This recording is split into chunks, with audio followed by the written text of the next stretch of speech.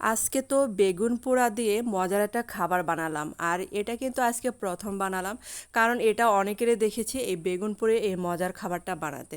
আসসালামু আলাইকুম সবাইকে, কেমন আছেন সবাই? আশা করি তো ভালো আছেন। আলহামদুলিল্লাহ আমিও ভালো আছি।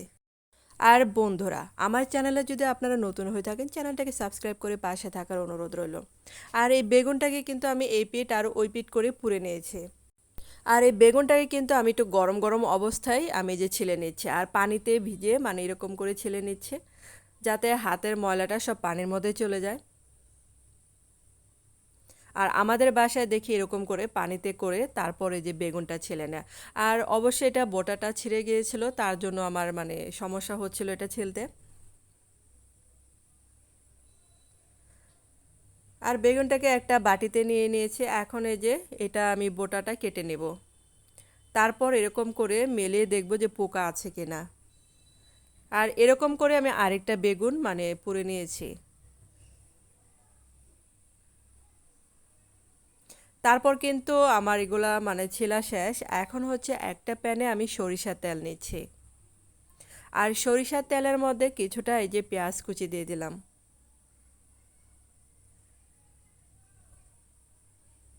আর পেঁয়াজ কুচিটা কিন্তু আমি বেশিক্ষণ ভাজবো না। তারপরে যে সামান্য পরিমাণ কালারের জন্য একটু হলুদ গুঁড়া দিলাম। তারপরে যে হাফ চা চামচের মতো একটু মানে লাল মরিচের গুঁড়া দিলাম। যেহেতু দুইটা বেগুন তার জন্য একটু মরিচের পরিমাণটা একটু বাড়িয়ে দিয়েছিলাম। আর এখন এই যে বেশ কিছুটা মানে কাঁচামরিচ দিলাম। মানে যে যেরকম ঝাল খাবেন সেরকম বুঝে দিবেন। আর এখন এই যে পোড়া বেগুনটা এখানে দিয়ে দিলাম।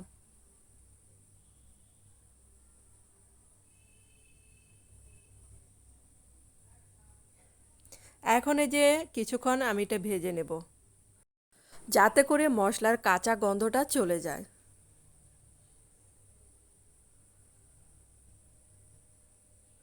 এখন এই যে দিয়ে দিলাম স্বাদ মতো লবণ, দিয়ে সম্পূর্ণ ভালো করে মিশিয়ে নেব এটা।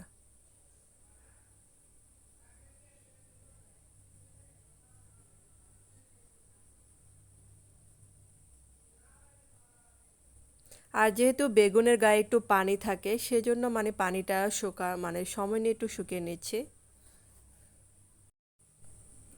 তারপর এখন এই যে কিছুটা ধনেপাতা কুচি দিয়ে দিলাম, কারণ বেগুন পোড়া বা বেগুন ভর্তার মধ্যে ধনেপাতা কুচি দিলে এটার মানে স্বাদটা দ্বিগুণ হয়ে যায়।